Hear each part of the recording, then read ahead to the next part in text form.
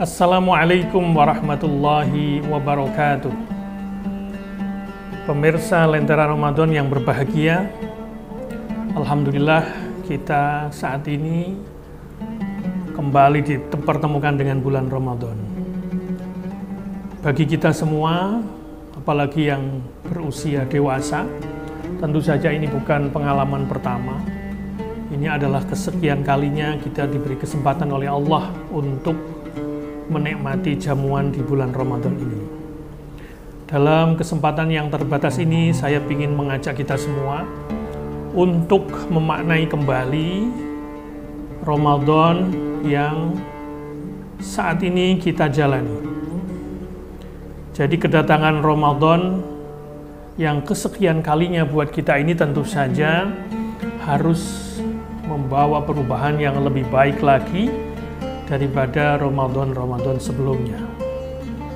Satu hal yang ingin saya share dengan pemirsa Lentera Ramadan sekalian adalah bahwa di bulan Ramadan ini sesungguhnya kita diminta untuk meneguhkan visi kita kembali, menyadari keberadaan kita kembali, bahwasanya manusia itu adalah makhluk ruhani, makhluk spiritual, meskipun kita juga makhluk jasmani, makhluk fisik.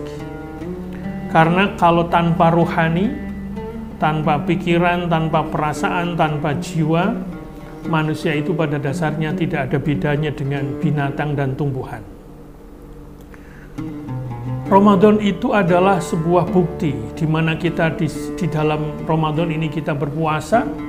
Sementara puasa itu meskipun sebenarnya ada nuansa fisiknya, ada nuansa jasmaninya, ada nuansa biologisnya.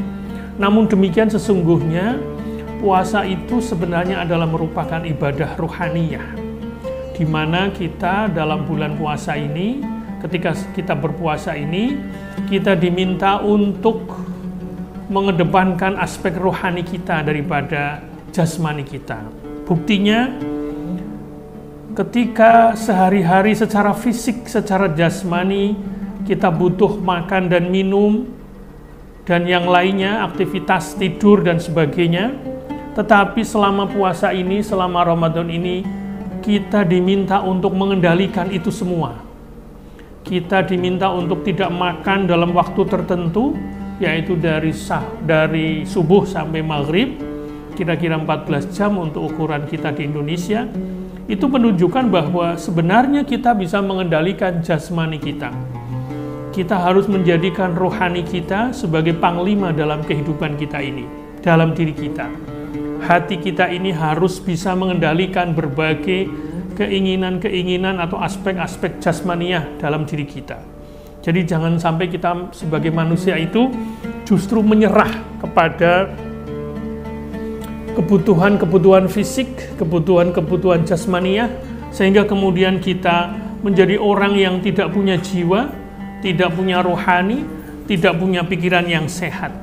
Kita kemudian menyerah kepada berbagai godaan.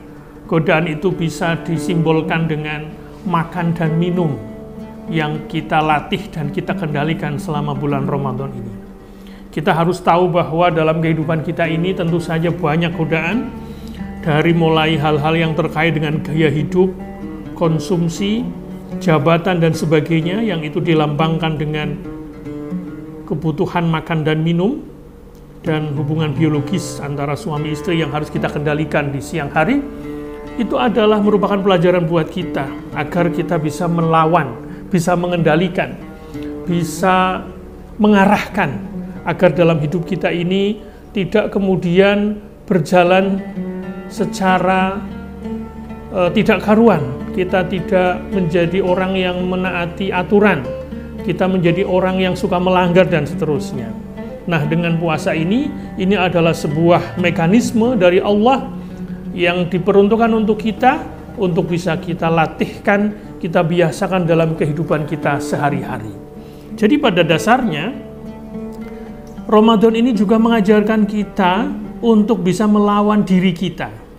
melawan dorongan internal dalam diri kita yang menyuruh kepada kita untuk cenderung untuk berbuat yang tidak-tidak, berbuat yang dilarang oleh Allah, berbuat jahat, berbuat sesat dan seterusnya.